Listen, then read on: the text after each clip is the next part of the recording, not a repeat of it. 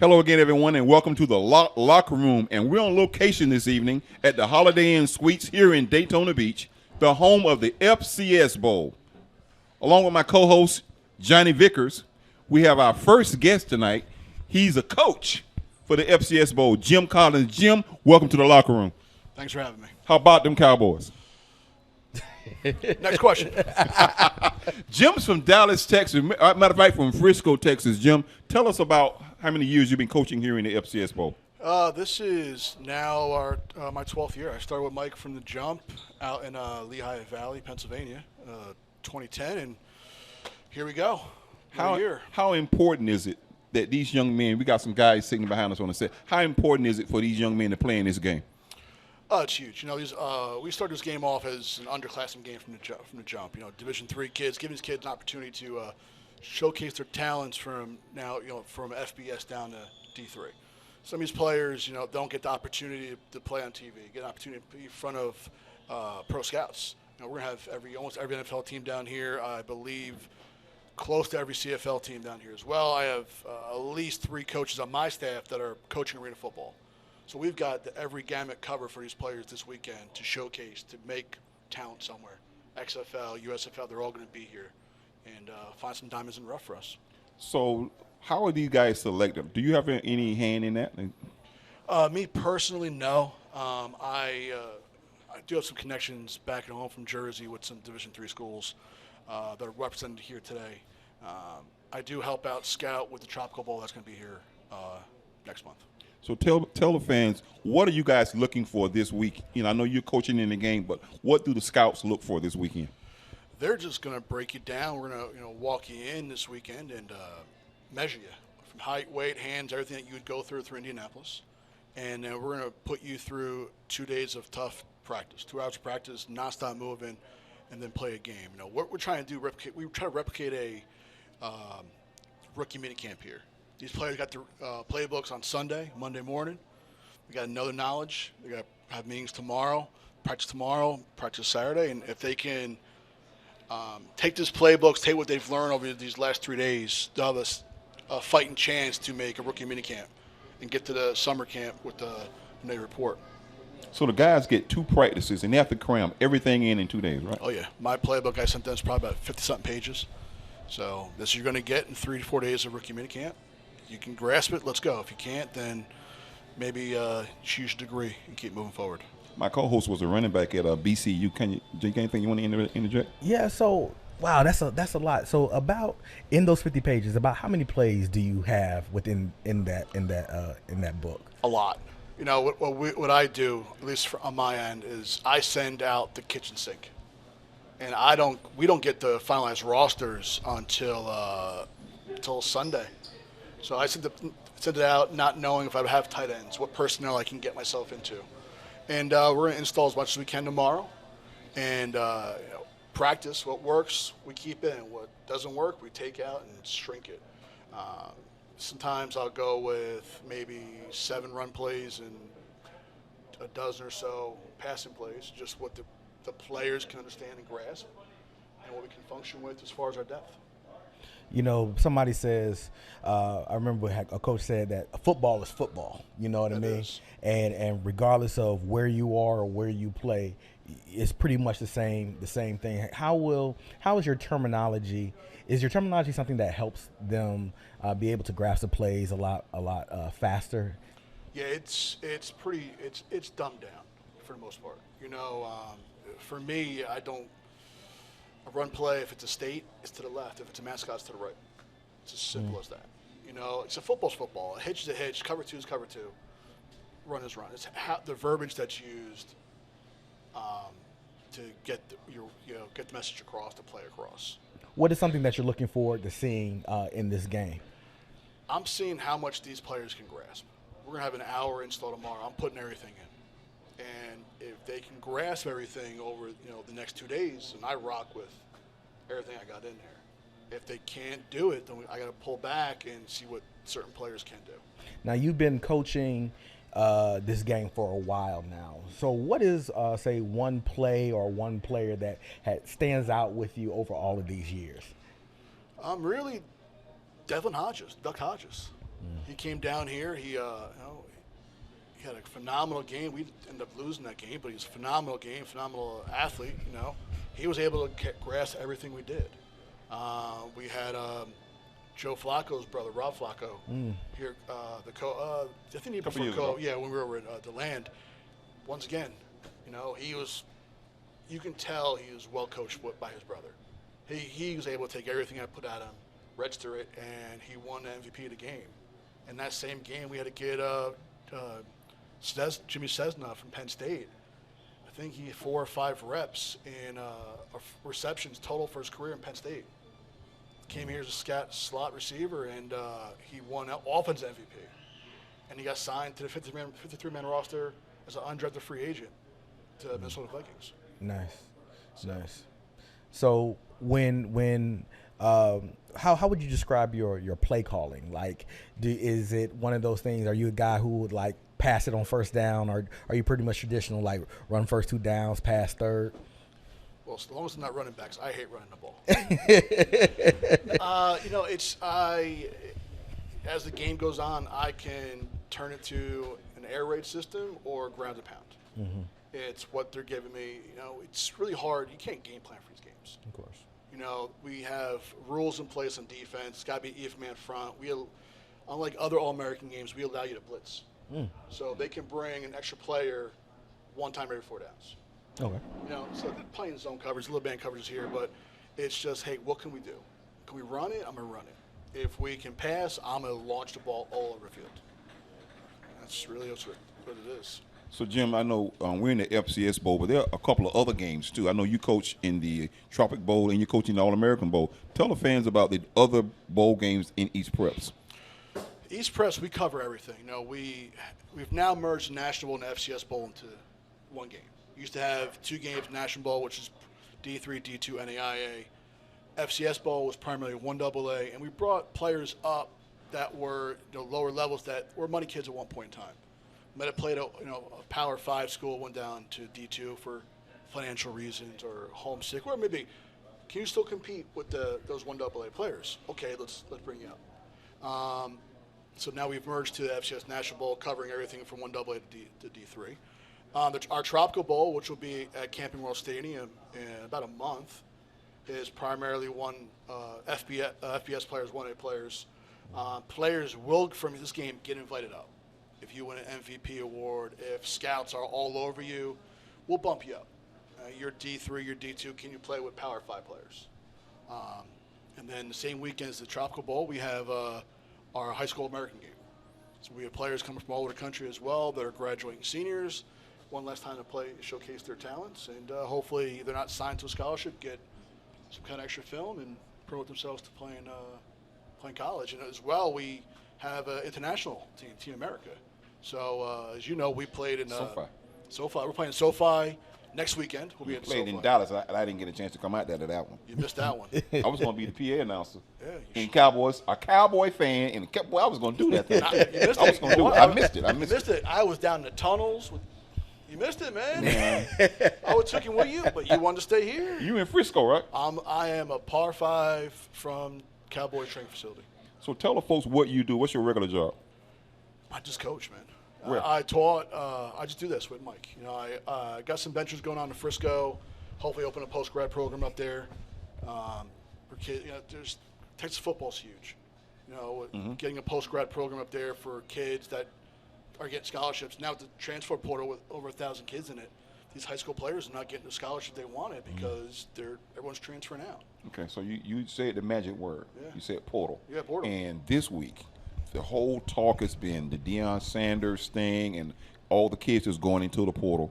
What's the difference in kids 10 years ago to kids now? Loyalty. That's what it is. Like I had this conversation with people I've coached, this is my 21st year of coaching now. And I've coached every level there is but the NFL, and coaching high school and the college and senior college realm, you've seen these kids transfer. Like, just their mindset. Like, when I was coming up, I got a scholarship. I'm going there. I'm going to school for free. I don't care if it's 1AA. I don't care. It's a free ride. Free's for me. Yeah. And that's what it used to be. Then it morphed to who has the best uniforms, the best swag. When you saw Oregon come to the forefront with different uniform every week. Then it was, how am I going to get to the NFL fastest? Yeah. And we know if you want to get to the NFL, I got to go to Georgia, Alabama. I got to play for 1 year. I'm going to the league because that's how it is, right? Now it's money, money, money, money. Who can get me money? I mean, this portal, I've seen people, and I've heard rumors, people are handcuffing coaches for $10 million, $70. Like, they're starting off. Like, they're negotiating salary. I'm all for kids getting getting paid to play because football is a multi-billion-dollar industry. Yeah. I'm not about giving a 17, 18-year-old kid from the streets who has no money a couple $1 million. You know, you try to go to college to get away from the streets. The streets ain't following broke. Now they're gonna follow you because you got another deal for $2-3 million. Right? Yeah. Yeah. Pay the players, give them a stipend, put that money away in a Roth IRA. And when you decide to leave, graduate, or go to NFL, here's your money, buddy. Because now kids are, they're transferring and they're about the money now. It's about the money grab, get the bag. You know, we're not gonna really get into the Deion thing, but Deion was at an HBCU, and you know, Daytona Beach, we have a big HBCU here, Bethune Cookman University. Can you what's your spill on why a lot of their players don't get drafted? HBCU guys. Exposure, and that's what we're here for, the exposure. I think what Deion's done is really, he's made almost a primetime show of it. Every time I see it on Facebook, all you see is Jackson State, and they're getting exposure for the players, what they need. Yeah. And HBCUs, I think, has been handcuffed by the lack of exposure from TV, from draft picks. You have your nickels and your dimes in the rough, right? You have Jerry and all these players, that are from HBCU, Alcorn, and all these players that are getting there, but how many are really getting to the league? Like, they're getting what? Maybe 5 kids from HBCUs into the league prior to now. Now they're getting pushed out now. So how important is this game? Because now you got the USFL and now you have the XFL. So how important is these guys getting that exposure this week?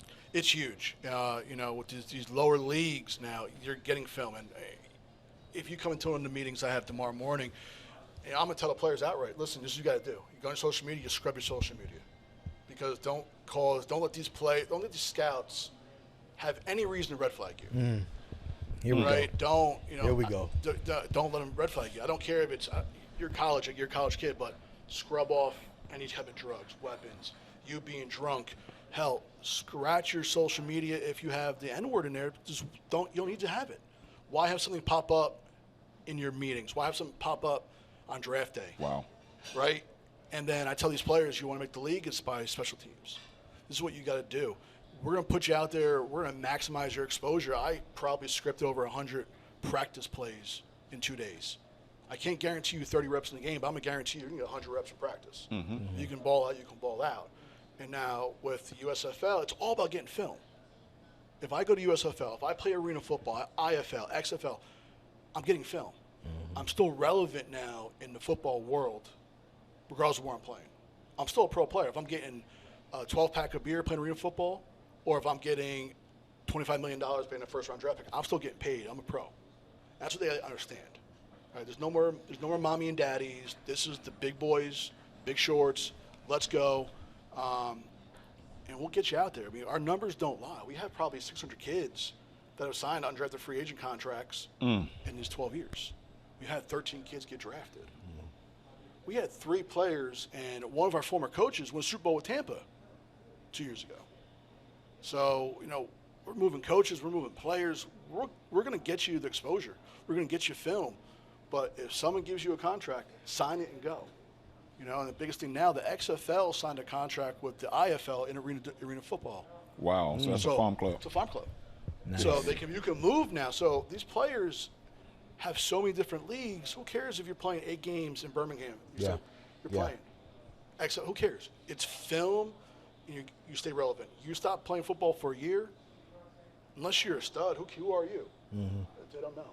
So you got to keep getting film, however you do. Just keep moving on. This is what your dream is. You'd be hard off for maybe a couple of years until you make it, but just keep going.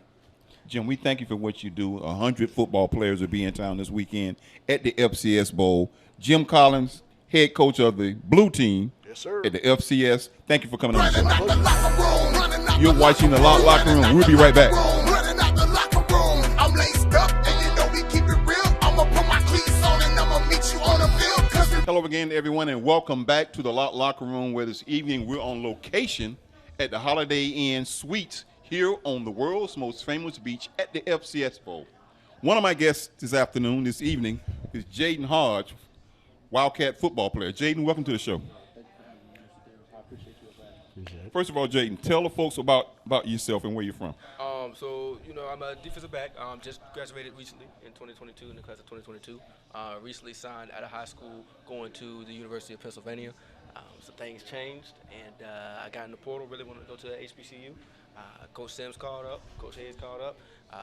Actually, matter of fact, they called pretty quick. I think it was like 2 hours after I entered my name in the portal. So, they called up, and it was like, let's make it happen. So we got down here and we made it happen. We just talked to the head coach of the FCS Bowl, and he talked about NILs and talked about the things that kids are going through. But you have a couple of NIL deals. Can you tell folks about that? Yeah, I have a couple of NIL deals. One that stands out to me the most is Outback. That's my favorite one. That's my favorite one. I like to love to eat Outback. They gave me that card, and I'm just swiping unlimited swipes until January 3rd. So, that's when that contract ends. But I have Outback, and then I have PSD underwear.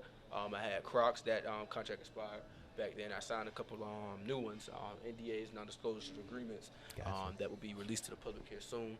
I have an idea from a recruiting company, a sports drink sway. So, it's little things, little things right there, little things that I've signed with. And it's definitely benefited me, learning to, how to manage my money on the financial side, getting ahead of the game than rather when I'm out there in the real world and out there let's just say I go to the NFL, God bless me with the opportunity. So you and I met this summer at a football camp, and like I was telling the guys earlier, the whole time I was getting ready to come to the camp, I thought I'm dealing with a 40-year-old person, and I show up and I see 18-year-old Jaylon Hodge out there after he organized. Tell us about you as an entrepreneur. Right, yeah. So this year we started up the Jaylon Hodge More Than an Athlete camp back in my senior year of high school. I remember I was in theology class one day, and I was just sitting back like, I want to do something with the community. I want to do something with the kids. Let's get a camp going. When I put my mind on something, right, if I say it, I'm going to do it. Yeah. So it took a little bit of time, though. I had to contact the right people. Special shout out to FCA. They were a big part of contributing to making that possible, making that camp happen. So after that, I was just sitting down after the camp, which you attended. We had another camp as well, which was in West Virginia More Than an Athlete camp. So after I had that, I went ahead and LLC'd it. So it's no longer just Jaylon Hodge More Than an Athlete camp. It's just More Than an Athlete LLC in the state of Florida. What impressed me was the number of young men that you had there. First of all, you had over like 300 kids, almost 300 kids there, and the athletes that you had. You had Dez Bryant was supposed to be there, but he didn't show up, and a number of college players. How do you get that relationship with those guys? Man, I would just say, you got to be sociable. I'm a very sociable person, as you can tell. I can communicate with a lot of people. It's all about your connections. And a lot of people like to be treated with respect. Especially nowadays. You know how the game is. You know how society is. Mm-hmm. If you give up that impression that, hey, I'm gonna respect you. I want to be your boy. We're gonna make it through this together. It's about connections. I got you. You got me. I got your back. You got my back. So it was a big turnout with guests as well. And we made some things happen. Some guests didn't show up, but we made some things happen, and it turned out pretty well. Okay, let's talk about. You signed at University of Pennsylvania. Correct. Great point average coming out of high school. Yes. Went to Philly. You end up in Daytona. Tell us about that road trip. Yeah, that road trip. When you go on an official visit, you're on an official visit for 3 days. So when I went up there for the official visit, they laid out the red carpet, like anybody would when they want to get their one of the top recruits. So I went up there, fell in love in those 3 days that I was there. Came back, my mind was only on Penn. Didn't want to talk to FAMU. Didn't want to talk to Brown, Dartmouth, nobody. Everybody was just cut off. When I went up there early, I got up there early. I was part of one of the early groups. It was me and 2 other boys. And I was like, dang, this city life might not be for me. Hearing the little trolley come up in the morning and everybody honking their horns in the morning. You don't even need an alarm. Work at 5:30 in the morning. Everybody's already up, moving around. So I was up there for a month. And then finally, I prayed about it, I thought about it, talked to different people about it, and I finally came to the ultimate decision, to enter the portal. And I had Bethune, I had FAMU, I had Alcorn, I had McNeese, and I had Murray State. So I had a lot of HBCUs. I had a lot of opportunities, and I chose Cookman because I knew what position Cookman was in. The boys. I communicated with some of the players. They're like, "Come on, join the family. Let's get this thing rocking. Let's turn this thing around." They believed in me, and I believed in them. And that's why I chose Bethune. That's how that whole journey came about. Johnny, we heard that word portal again. Mm-hmm. Now, before we even explore that, I just need the people to understand and know, y'all need to hear the colleges he just said: Brown, Dartmouth. These are Ivy League schools. So when we talk about GPAs, you have to have a certain type of GPA in order to these schools even to look at you. So we're dealing with a very smart young man here. Yes, we are. If you can tell, and he is not about foolishness. I mean, to go off, sign with one school, and then you know what, and makes a very conscious decision. This might not be where I want to be, and then looks to come somewhere else where he feels is better suited for him. I mean, those are very mature decisions, not just because of whatever money and whatever other options, but he's really making a conscious decision about what will suit him and what will be best for him, not just on the field, but also, of course, academically, and then, of course, socially and area-wise. I do a workshop for student athletes coming out of high school about what they need to be like a full qualifier. And when I tell them, and before I start, I tell them this, I said, look, don't look for me to talk about anything NIL in this workshop.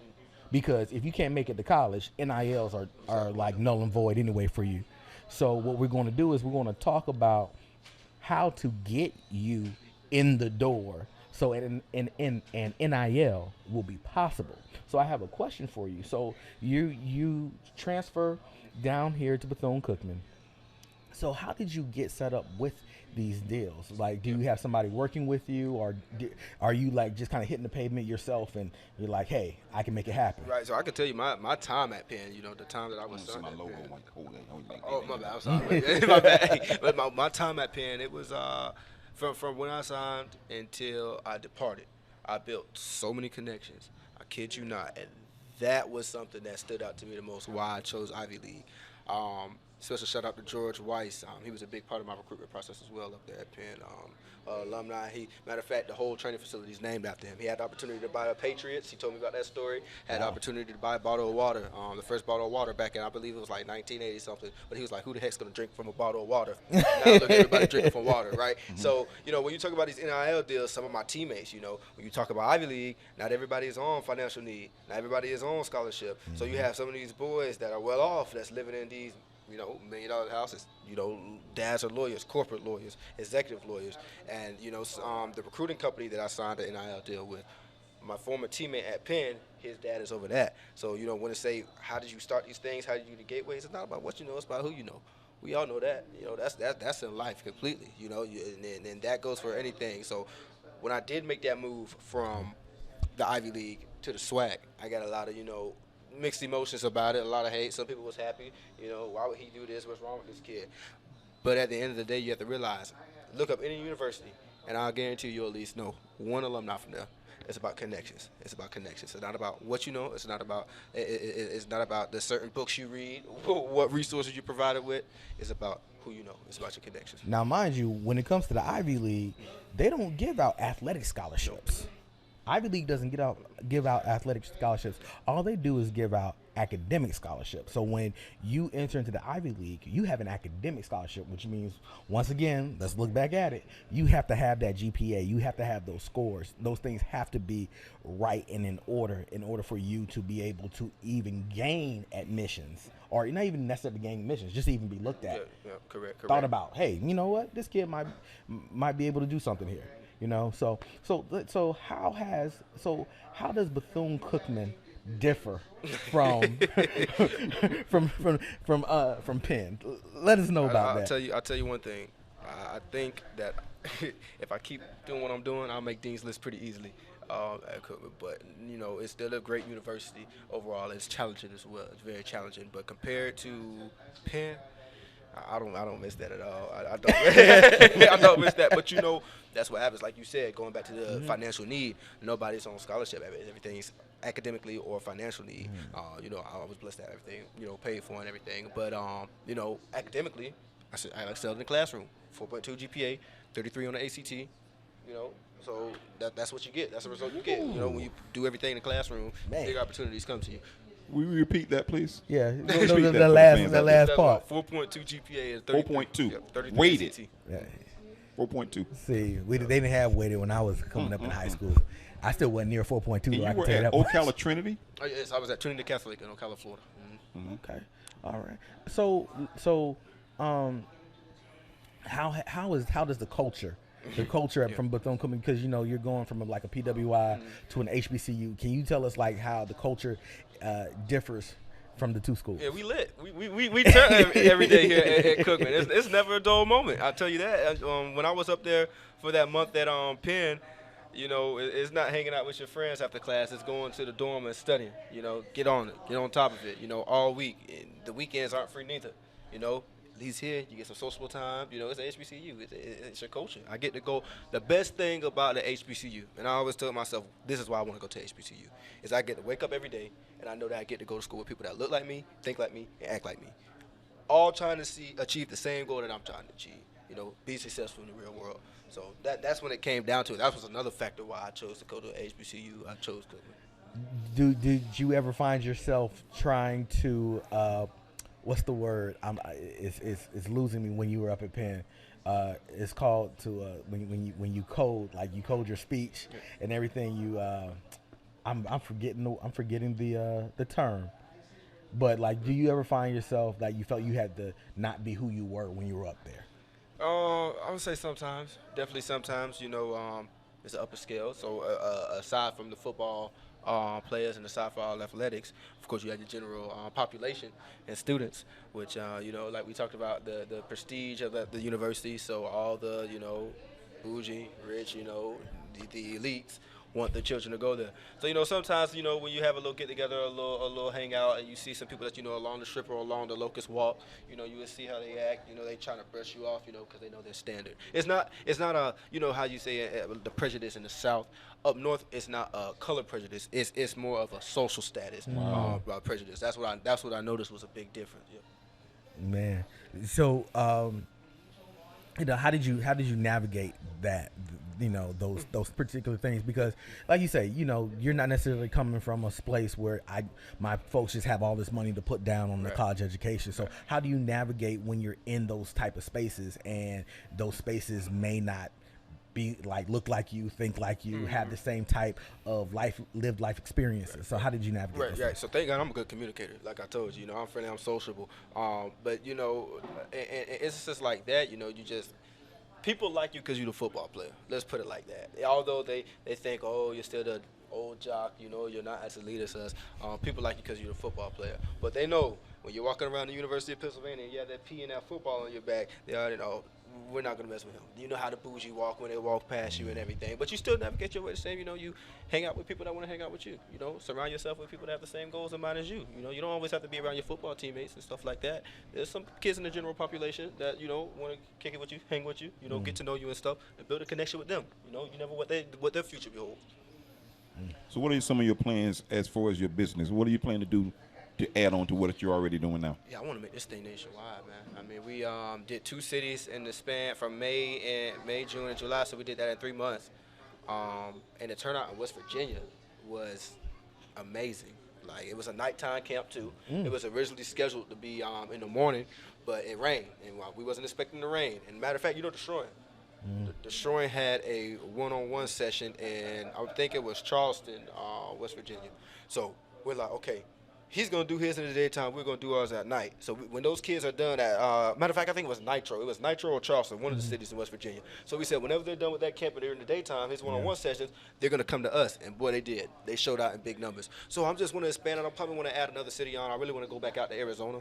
I played 7-on-7 there out there in Tucson. So I'll probably want to add Tucson, Arizona to the camp list this year. We'll go from Ocala, then we'll go up to West Virginia, We'll finish in Tucson, then we'll come back to campus and get ready for next season. Now, I have a quick question. Now, with you doing these camps, how are you going to navigate that space, being in school now? Right. Because the last camp you ran, you weren't in school. You were just a senior in high school, Exactly. doing big things. Now, how are you going to navigate that space while you are in school? And, you may have summer classes or whatever the case might be. How are you going to do that? Right. So we, during the breaks is when I do my planning periods and everything. So like Minister Darrell and I were talking about earlier, that December is winter break now. I don't have no work to do. I'm chilling with the family.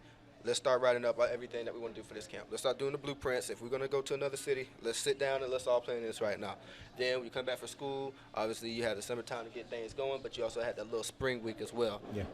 Get things going right there. So it's while I'm off from football, football has 2 seasons of the year, fall and spring. Mm-hmm. So while you have fall and spring, obviously you're going to be busy then. Take the fall and not fall. Take the winter and take the no, I said fall and spring. Take the winter. Edit this out though. With this, edit this out because I don't know the other season. It's fall, winter, and what? Fall, winter, summer, spring. Mm-hmm. I missed one, but anyway, you get some free time in there. You get some free time in there. But edit that out. Hey, And just for that, we might just have to keep it. You know what I mean? hey, before you go, you got some high school seniors sitting here watching us, getting ready for signing day. Whether we go to HBCU, whether we go to PWI, what do you want to tell a kid that's coming out of high school right now? Oh, man, it's rough in that portal, but that portal is scary. College football has changed a lot in general. Go with who wants you. It doesn't matter what division you go to. Go with who wants you. Go ahead and stand out. Overall, it's about your final goal in life. What do you want to achieve? You know what you want to achieve. Don't listen to outside noise. Do what you want to do. Listen to your mind. Do what your heart is set on. Give your social media out right quick. It's Hodge Sauce, so it's _HODGESAUCE _. I'm trying to take the underscores away, but they won't let me change my name now since I'm big time. I'm verified now. You got a blue check, right? You got a blue check? Go get a blue Oh, check. So they won't let me change my I'm not name. even blue checked yet. You know what I'm saying? Like, You know what's crazy? I got my blue check on graduation day. So that was big Wow. time. That was big time for me. And I was a senior class president. So when I gave my speech, everybody was like, "Oh, So I felt like That's when I found out you were a teenager, Right. because I saw the speech, and I thought you were a grown man as I was talking to you the whole time coming up. When I saw your senior speech, I saw your little suit you had. I said, "That's a kid."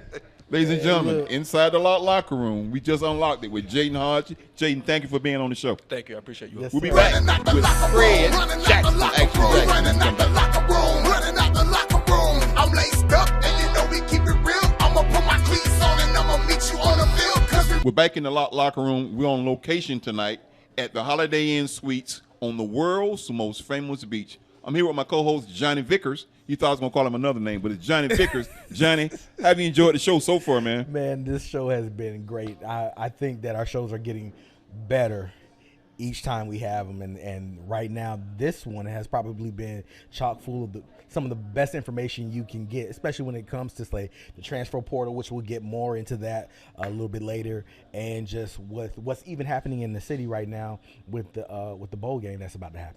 Yeah, we're at the FCS Bowl, and this young man sitting next to me, Fred Jackson, will be playing in the FCS Bowl. I met Fred when he was in middle school. He came to the Bruce McNorton camp here in Daytona Beach. I met him, his mom, and his aunt. I call Miss Johnson your aunt. And I've been in contact with this young man for a long time. He has a serious story. First of all, welcome to the show. What's up, Fred Jackson? From Claremont, Florida. Fred, let's tell the real story. You were in Claremont. You were a senior, rushed for 2,000 yards, and you didn't get the looks you wanted. Tell us about that. My senior year, I rushed for 2,000 yards, and it was kind of tough because I thought I was going to go big, big schools, like that's the dream, and that didn't happen. So I was going to West Kentucky at first, and they pulled my scholarship. Why? Why they pull your scholarship? Because another dude signed in front of me, a day in front of me. So I was going on a visit that weekend, and the dude, he had a visit before me. He signed. They took him. So I didn't know what I was going to do. I didn't want to go D2. So then I went JUCO. So then I was in the middle of nowhere, New Mexico Military Institute. Ooh. I went to Wow. military JUCO, New Mexico, in the middle of nowhere, middle of nowhere for a year and a half. And you rushed for 2,000 yards out there. Yeah, and I had what was it? It was like a total of 2,000 yards in total, kickoff return, rushing yards, receiving, stuff like that. So your dream come true. Now you go to Coastal Carolina. Where them rings, man? Where them Coastal Carolina rings? They out there in my car. Oh, now they shouldn't be in your car. You in Daytona, boy. What?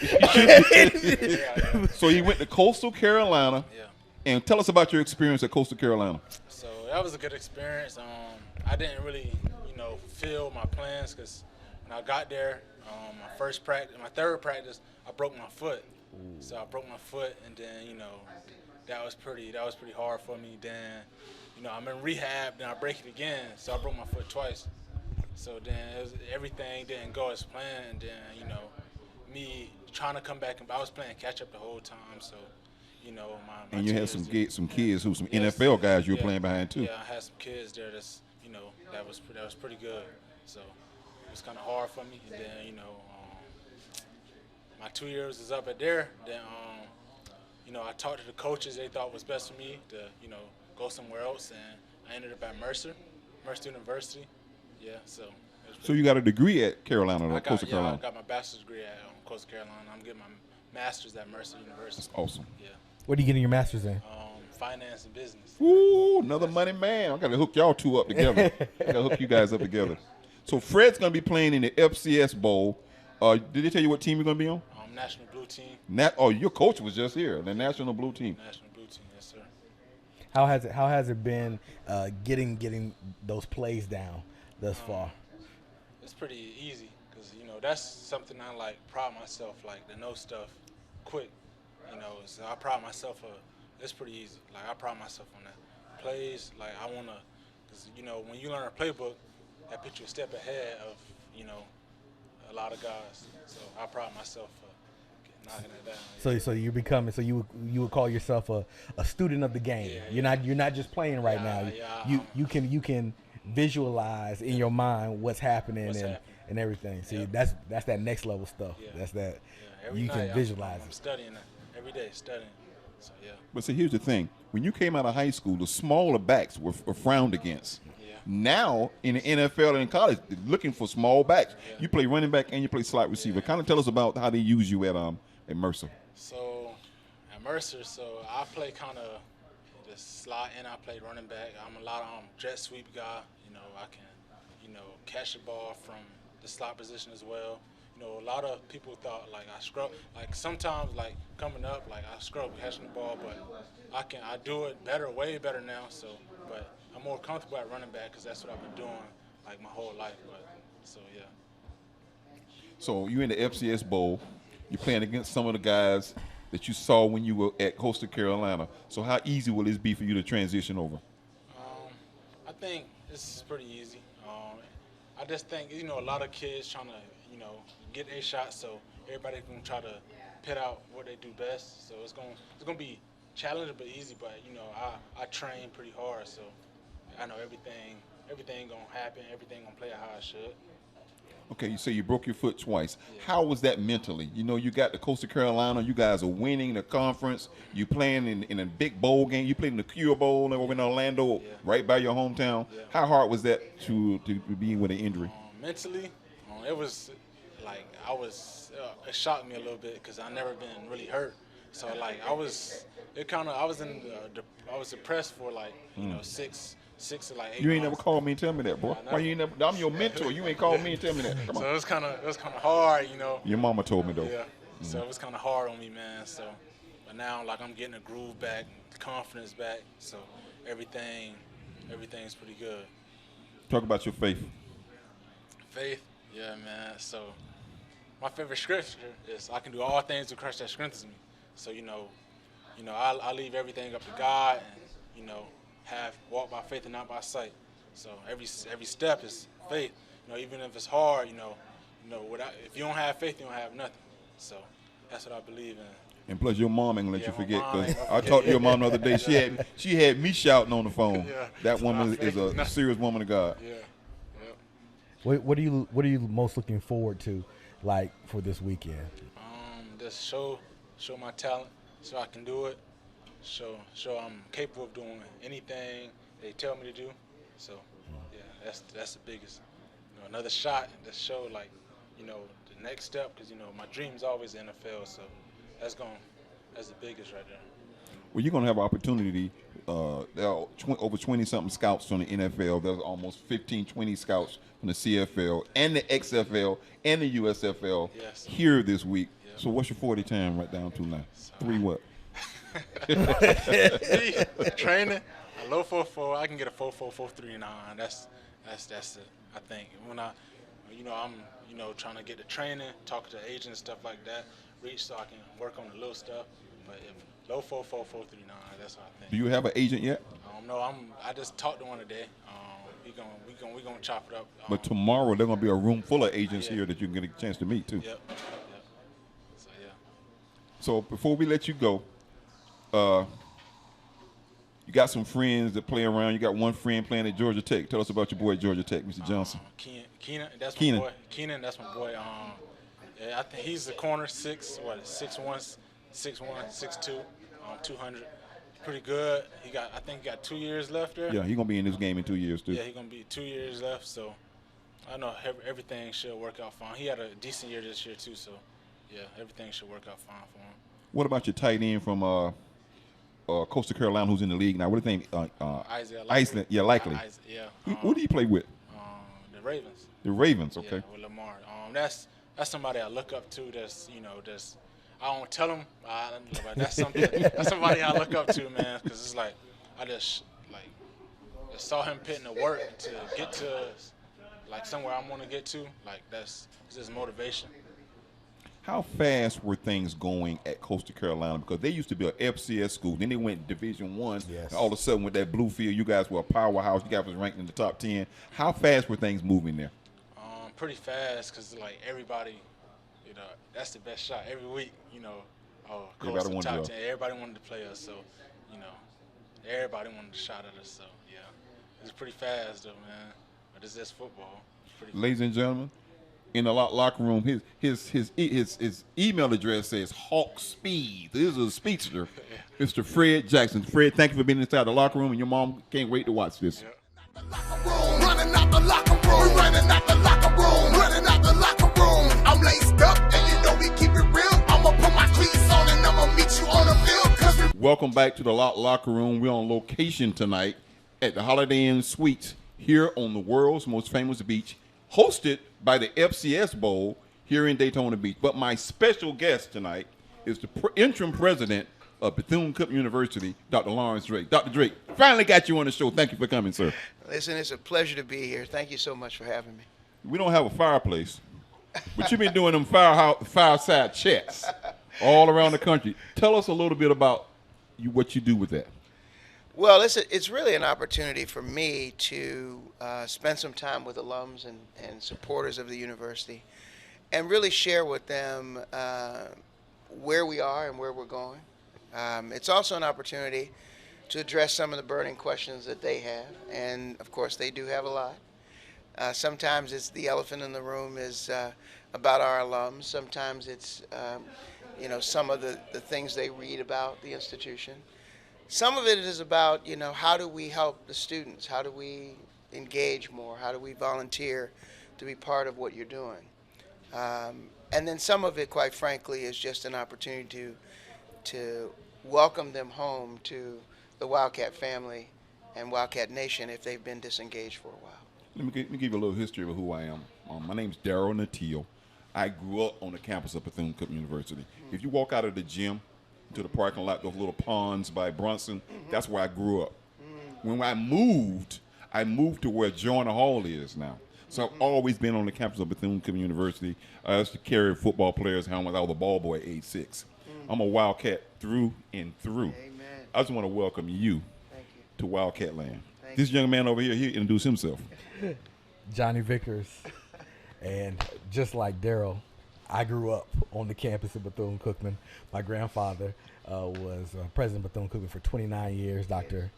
Bronson. So, and I guess just like Darryl, I grew up on the campus. In fact, where was that? Is that Phase Phase 2 Yeah, sits on the Ave right there. Yes, yeah. The old president's home used to sit right there on the corner Right. of Lincoln and Dr. Mary McLeod Bethune, and Right I there grew at up in the that. I grew up in that house right All there. right, So all right. no stranger to Bethune-Cookman University, and when they say been a Wildcat all my life, That's the truth. That's the truth. It's the absolute truth. Well, it is a great honor and pleasure for me to be sitting between two, really long-term members for real of Wildcat Nation. For people who know my arrival here, it had nothing whatsoever to do with me wanting to come to Florida. As a matter of fact, I wasn't looking to come to BCU or any other university necessarily. I had been working with other universities around the country, but I really had a different focus in terms of where I wanted to spend the balance of my time. But something happened when I arrived on that campus for the first time, before I even accepted the job as Dean of the College of Business and Entrepreneurship, which was the first assignment that I had when I arrived. I stood there in the courtyard and I looked up at this statue of this amazing woman who founded this institution 118 years ago. And I asked myself the question, how did she do that? I mean, how did she make it through that? And if I'm fortunate enough to work here, then I know that my mission, my job, my calling is to do what will take her legacy into the 21st century. Now, I thought I was going to do that primarily in the College of Business because that's where I accepted the assignment. But then when I was asked by the board to become the interim president in June of this year, I should say, it changed my whole dynamic and view about why I was there. And also what I had hoped and still do hope that I can accomplish there. Because BCU, for me, is one of the few places on this planet that I believe that my faith can take center stage. That I don't have to be shy or be reserved about my faith. I can actually talk about God all the time. Not in a preachy sort of way, but being in a way to be able to let our students, our faculty, our staff know that our purpose as an institution is to glorify God. But to do it in a way that also understands the world, the contemporized world that we live in. That we can honor him because he still created all the things, regardless of whether they're contemporary or you consider them traditional. They're still his. I have said that I truly believe that I would want to be able to be in position, and this is what I'm trying to do as the interim president, is to let everyone know that God is at the center of what I try to do in terms of my decision making. And I believe that whatever happens after that, that's his call. See, when I played at Bethune from 77 through 81. 17 players on the team that I played on are now men. I'm a man of God. He's also a man of God too. I know you felt it. I know you feel it up here. Of course. But 17 players on the teams I played on, either bishops or pastors, or I went to school at. Matter of fact, I met God again for the second time in the chapel when Shirley Caesar laid hands on me after I had drunk a beer and was walking across the courtyard. So I understand what you're saying. I'm telling you the truth. I had drunk a beer and Shirley. I saw this bus and it said Shirley Caesar. I thought it was a magic show. And I walked in and I got saved for the second time at Bethune University. Amen. That young man right there, he's a preaching machine himself over there too. Well, his grandfather has a reputation at the university that is unparalleled, certainly. And he left a legacy for many to follow. But I think that Dr. Bethune, I believe her prayers are still operational. Mm-hmm. That she's in heaven right now praying for her university, and God is going to answer that prayer because he does. all of us know the ins and outs that has happened the last few years at Bethune University. Right. And you talked about God. My question to you is, what's the vision? Who's the head? If you're the head, what's your vision? What's the vision for athletics? We just see what happened in Jackson. We see what happened with our coach. We see what's happening all around. You have the opportunity to look at different programs, different facilities. What's next for our kids? Well, first of all, I think that the process that we're trying to launch in searching for a new coach in football in particular speaks to trying to find the person that has the level of, first of all, character first. Right. So X and O's are great, but we got to find the right character, the right kind of person. And by the way, our former coach was a good man. I have nothing to say bad about Coach Sims. Mm-hmm. But what I'd say is that it's the AD's prerogative to want to go in a different direction with the programs, and that's what every leader does, decides which direction they want to go. I want the direction of our next coach to be not only a man of character, but also someone who understands the importance of excellence not only on the field, but off the field.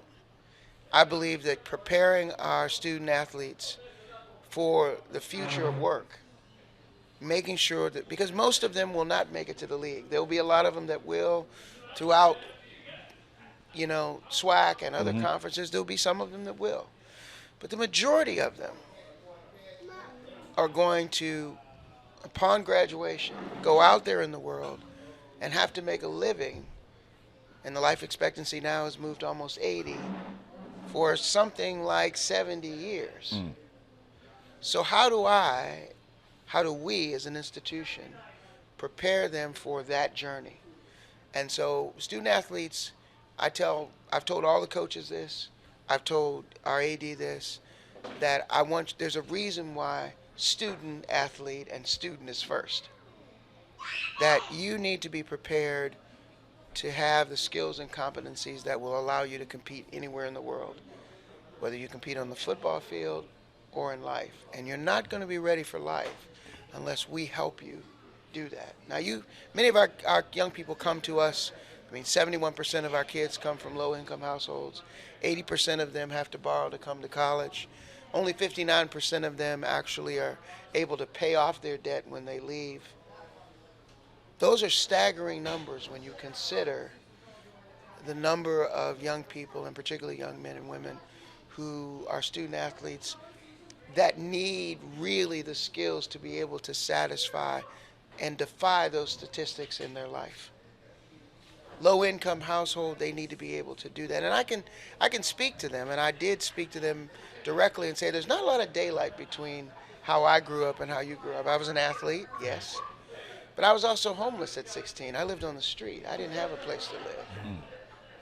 I didn't have an idea that I was going to have 5 degrees and become a college president. That wasn't in my purview. But God. And that's what I want our student athletes to know. I want all of our students to know that the real opportunity is to have faith in something greater than yourself. Because if you just have faith in you, that'll get you some part of the way. But it won't get you to the finish line. We had a lot of people. I get a lot of calls and a lot of letters, especially after the season we had, and a lot of people now saying, well, we don't have a level playing field. We don't have a practice facility. We don't have a locker room. We have to bus back and forth. The kids lived on the road. I think I counted 20 days the football team was on the campus after the Grambling game. Yeah. What can we do to close that gap? Because I'm going to tell you something. I have some people ready right now to act once you guys act. So here's the thing I would say. First of all, I want to go to the 20 days on the road, actually 21 days, 22 days. Hurricane Ian was devastating. But my first priority was the safety of our players and our students. I let our players leave early. We were the first university to evacuate in the state of Florida. You're right. And the reason we were is because I let the athletes, all the teams, leave early. because we announced the evacuation on Saturday. By Tuesday, the campus was completely evacuated. Yes, our teams were on the road, but they weren't in harm's way. Yes, our students went home to be with their families, but that meant so much to our faculty and staff as well, because they needed to get home to look after their families. So despite the fact those days they were on the road, I made sure that they had the resources they needed, that they were fed well, that we got alternative practice facilities. When they were in Nashville and they played Tennessee State, they practiced at Vanderbilt. Mm-hmm. They had world-class facilities to practice, and they were certainly much better than the ones that they get at BCU. Mm-hmm. But most importantly, we wanted to let them know how much we care about them. And although they were on the road, they had their tutors with them. They had people that were constantly reaching out to say, do you have what you need? Do you have all the resources that you need? So from that standpoint, I don't apologize for that, because that is not something I could control. The only thing I could control is their safety and the way they were taken care of, and we did that. Mm-hmm. As it relates to the practice facilities, you're absolutely correct. The gym that our basketball players play in, the practice field that our football players play in, none of those are acceptable to me, which is why they will be a big part of our capital campaign that we intend to launch. We need to raise $250 to $300 million in the next 3 to 4 years. And we need every Wildcat, every person that's not a Wildcat, friends of the Wildcats, people who don't even know they want to support Wildcats, to ensure that we can raise those kinds of funds, not just for athletics, but for the learning experience and the experiential learning that all of our students need and deserve. We have a plan to actually do some of that. And I don't want to overpromise and underdeliver, but trust me, our board of trustees, and all of those associated with understanding where we are as an institution, are moving towards this place of figuring out how we make not only our facilities better for football and baseball and all of the other sports, but our learning facilities, our living facilities, everything that, we sit on 86 acres, all of it has to be better. Not just a little bit of it, all of it has to be better. See, when we decided to do this show, it was to bridge the gap. If you go back and watch all my podcasts, we did nothing negative. We didn't talk about anything negative. There's a lot of negative. I don't go with negative. This podcast was designed to bridge the gap with alumni. Like I said, I've been around Bethune Cookman since I was 6. So from 1964 to now, all those people I know, from time Johnny played, and to keep people who are there now. I have people who've commented on the podcast and the thing that we've done who are now on board because they see a different light. So the capital that you're talking about we need to gain, there are people right now ready. They just want to know the vision so they can give. Well, let me just say the vision for the university first starts with seeing a place where every learner enters with curiosity. Every learner enters with a growth mindset, that they want to be better than they were when they entered. The vision also includes making sure that you have the skills and competencies you need to compete. And the vision also says that you use those skills to selflessly change the world for the better. Mm-hmm. Because believe me, enter to learn, depart to serve is not old, it's new. We just want to put even more newness to it in the eyes of our students as they come. What I'd want all the alumni to know, and people that listen to your show, is that I say to some alums, look, your university, your alma mater doesn't owe you anything. I graduated from an HBCU as well. My alma mater doesn't owe me anything because essentially it gave me an opportunity that I might not have otherwise had. That said, though, now what are you going to do for the generations behind you? What are you going to do to ensure that they have what they need? So here's an example. We talk about endowments, which we need a larger endowment. Okay. We need an endowment that's probably $250 million. Yeah. Today our endowment is less than $100 million. Yes. Right? Why do we need a bigger endowment? Well, because the endowment is the foundation and sustaining pot of money, if you will, just to put it bluntly, that will sustain the institution. because otherwise you're living hand to mouth. So how do you get an endowment? How do you build it? So I told a little story to a couple of our alumni recently. I said, people like to say, I want to give a scholarship to an athlete or to a student. And I said, well, how much do you want to give? And they say, well, I'd like to give $10,000 a year for 4 years for at least one student. And so we could sit here and say, wow, that's fabulous. And it is, by the way. But if you want to do it as an endowment, you can't really retrieve the interest from that money if you put it in an endowment for 3 years. So, and how much is that interest going to be? Well, it's going to depend on how much is invested. So let's take a quick example. Let's just do the math. You got one student you want to give a $10,000 a year scholarship to for 4 years. How much do you need your endowment? How much does your endowment have to be in order for you to be able to do that? In other words, how much endowed money do you have to give to the institution to cover those 4 years at $10,000 a year, which, by the way, doesn't cover tuition and room and board completely. But $10,000, you want to give $10,000 for 4 years to one student. How much do you have to give to the university in the form of endowment? You want to guess? Somewhere around 50 to 75 million. No, not that much. Oh. That's a big endowment. How much? I'm not sure. I'm just. You have to have $250,000 that gives you a rate of return of 5%, 3 to 5%, in order to produce That amount of money. the amount of money that you need to give to that one student. One student. So if we said we wanted to give 10 students $10,000 a year for 4 years, we have to have an endowment of $2.5 million. Yeah. Right? So when people want to give, you say, great, I'm glad you give. But some people say, well, I got to be a millionaire to give that kind of money. No, you don't. What you have to do is be consistent in your giving and pledge your giving. Pledge $10,000 or $5,000 a year. That's maybe one less Starbucks every day. You'd be surprised at how much you could give if you were willing to just do the math and recognize that what your alma mater needs. Now, Harvard has an endowment of 51 billion with a B. Okay, 51 billion. Okay. Why do they have a $51 billion endowment? Because they understand that that's how they're going to be around for the next 150 years. Because they can pay for practically anything. And that endowment is invested in a way where that 51 billion, even in a down market, will probably become 51.5 billion. Because that kind of money replicates itself over and over and over again. Wow.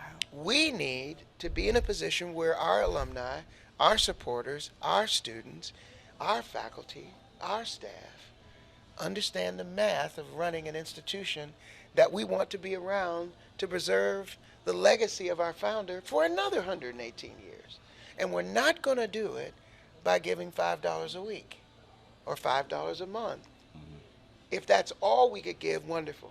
God will accept that because that's your sacrifice. But sometimes people complain about the practice field or, the athletics or, listen, those things cost money. And so if you have people that are interested in supporting, I would love to sit down and talk with them about the math and about the future of what can be, because right behind Hanfield Hall, between ISB and off of Lincoln And Magnolia. and Magnolia, Yeah. we can build a practice facility back That's the there. phase 2 that we never did. Bill. $500,000 will get that practice facility up and running. Tell me that there's somebody's here on this call that's listening to this They podcast listening right now. that wants to give $500,000. I'll sit down with them tonight. I'll skip dinner. I'll skip going to bed. Because what I know is that those kinds of opportunities, that's what our kids want to see as well. That's how we recruit world-class recruits. Think about the number of black athletes that have gone to HBCUs that made it to the Hall of Fame, not just to the NFL. When you think about Lynn Barney, you think about, Walter Payton. You think about Jerry Rice. You think about Joe Green. They went to HBCUs. They went to small schools. But a guy that was the Steelers in particular, Bill Nunn, who actually went to my high school, said to the NFL, said to the Rooneys back then, guess what? there's some black players who can play. You need to go scout them. Bear Bryant didn't get his first black player because he wanted them. He went and got them because he saw what they were doing. And after he dealt with Jim Brown at Syracuse, he was like, we need one of those. Yeah. The fact is that, these players today, they want the best for their life. They see athletics as a vehicle to get there. But we have to make sure that they know that that's not the only vehicle. I was one of my former colleagues at the NFL, used to be head of HR for the NFL. And I went to him and I said, I want to do a campaign that's called It's Not Enough. And he said, well, what is that, Larry? Tell me what that is. And I said, well, it's not enough to be gifted athletically, physically. You have to do other stuff. Because you're not going to always be gifted that way. You're not going to always be 17 or 18. I mean, I'm talking to two athletes on either side of me. You know what I'm talking about. Yeah, absolutely. So I said, it's not enough actually would start in high school. When we could say to a young kid who's playing t-ball or who's playing, pee-wee football, you can catch, you can run, but that's not going to be enough to get you through life. So you need to make sure we are doing some of the other things with you that will help you be a better version of yourself. And so he said, I can't do a campaign like that. He said, the NFL wouldn't let me do a campaign to say it's not enough. Yeah. I said, why not? He said, because we draft kids who haven't finished college yet. And we have to have them in the pipeline. So the NFL is saying, I'm okay drafting kids who haven't finished their education because they're going to make a ton of money when they get to the NFL. Let's not mention that after their rookie contract, they may never play again. Yeah. Let's not mention that they might not even get through their rookie contract if they get hurt. Let's not mention that some of them will be cut in their second year because they had an injury. And let's not mention that they don't have the skills to replicate the rookie contract at $650,000 a year, which by the time they get the money, it'll be significantly less than that. And by the way, it's only 17 checks to last you 52 weeks. 52 weeks, yep. How are you going to do that? And then say to them, you need the other skills. Now, the NFL has some good programs. They send kids to, send players to college afterwards. One of the things that I'd like to see, you talk about my vision that I'd love people to fund, is a program that every professional athlete that ever played in the NFL, any sport, NBA, and did not finish their degree, I want to create a degree program for those athletes to come to BCU. Because if you could come to BCU and get your degree and not get a basket weaving degree. I'm talking about getting it in something that's going to land you a salary and an opportunity to raise your family and to do the things that you want to do in life. JV, you got something? We'll talk. Okay. We'll talk. All right. Now, you mentioned that you had a vision. This is just the beginning for us. First of all, what do you like about us? You want to use us next year because you could use us. Absolutely. You can use what we do. I love folks who are just real. One of the things that I will often say is that I can't really tolerate important people. It just drives me crazy because we're none of us are that important, right? So I can't do that. So what I like about you guys is that you're just regular folks, just like me. I told we welcomed the largest freshman class almost in the history of this university last fall. 1,000 students. Yeah. 1,000. Our applications this time last year, this day, are up 83%. That means that if we yield the same number of students from our application pool, we'll be 1,200 students next fall. The campus was only built for 2,500. So we will open our last remaining dormitory, residence hall, Lefevre. But we got a whole lot of work to do to get new residence halls, a student center. All of those things are in the vision that Reimagining BCU, which is our strategic agenda, we're working on. Really excited about it. Happy to talk to alums and people who support the institution about it. And to share with people who don't even know our institution about it. One of the things that we're doing now is recruiting more students who are not from Florida. 65% of our students historically come from Florida. We'd like that number to be more balanced, maybe 54, maybe 53%, where we're recruiting from New York and California and Rhode Island. Students in the East, you had a young man that transferred through the portal from Penn.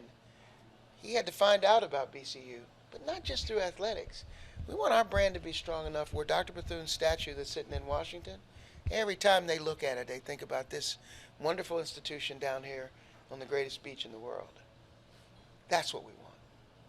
So you want to get in front of some folks. Let's do that. When you want to do this again? When do you want me to come back? I want you to come back. Either we could do it on a Zoom or we can do it in person. You tell me. I like in person. I'm just gonna. I like in person. I like in person. I'm just gonna throw that out there. So you know. After the holidays, let me think about it, because like I Yeah. said, I got some people who want to come in, and like I said, I got people ready. The people are hungry to help. Listen, I want I want them to be hangry, not just Hangry. hungry. I want them to be HANGRY, hangry, because I want them to really engage in the future of our young people. Absolutely. We so need them to see the kinds of examples that they want to be. You know, you can't be it if you can't see it. We have to show them what excellence looks like. Mm-hmm. You know, the players who made it to the Hall of Fame who came from Mississippi Valley State, Jerry Rice didn't make it to the NFL because if you look at his discipline, if you look at the way he trained, Worked hard. if you look at the way that he approached his craft, that's why he made it to the Hall of Fame. Well, guess what?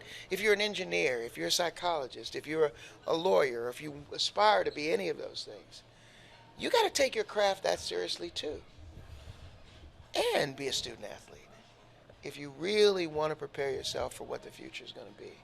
We're launching a new degree next year called the MBSAT. It's a master's degree in business. It's called the MBSAT, which is a master's in business, science, artificial intelligence, and technology. Mm-hmm. It's the only degree of its kind in the country that will launch next year. Why? Because we're BCU. That's why. Because we can. Because we should. Because we need to.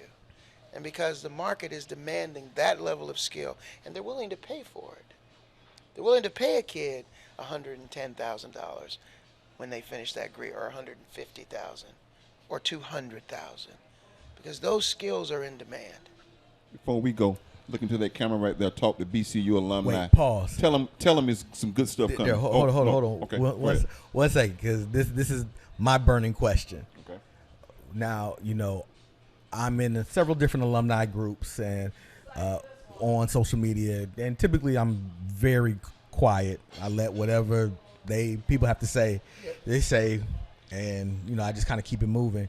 But you know, there's no secret that there currently is a presidential search that is going on for the university. Are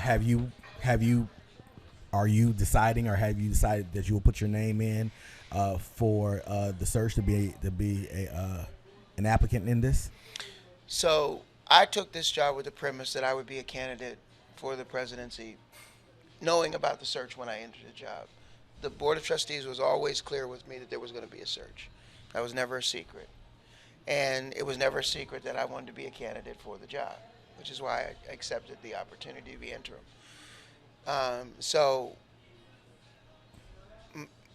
Fundamentally, I take this approach. I'm sitting in the chair as the president, so I act like the president. I make decisions like the president. Not that an interim president, but the president. At the appropriate time, the search will take its course. And, you know, whatever comes out of that process, I know that God is the decision maker ultimately for me. He will tell me where I need to go and what I need to do. And as long as I'm listening to him, I'm good. And I think the institution will pick the right person. I think it knows that it needs to pick the right person. It knows that there's a future ahead that will only be bright if it has leadership that will grow the institution. It knows that, the alumni are waiting for stability to happen and need stability to happen so that they can give. They know that. The Board of Trustees is a learned group of folks. They understand what the job ahead is. So I'm just going to let God do what he does. As one of my good prayer partners says, obey God and leave the consequences to him. And that's what I'm going to do. I guess you answered my last question. Talk to the BCU fans. We're out of time. We're definitely out of word, but talk to BCU alumni. The only thing I can say that really you understand, because it's a universal understand, is Hell Wildcats! Hell Wildcats. Heck yeah. And that's the locker room on location here at the Holiday Inn Suites. But we got more to come in January. We'll be back with this great man. We'll be doing more. Thank you for watching. You're watching the Locker Room.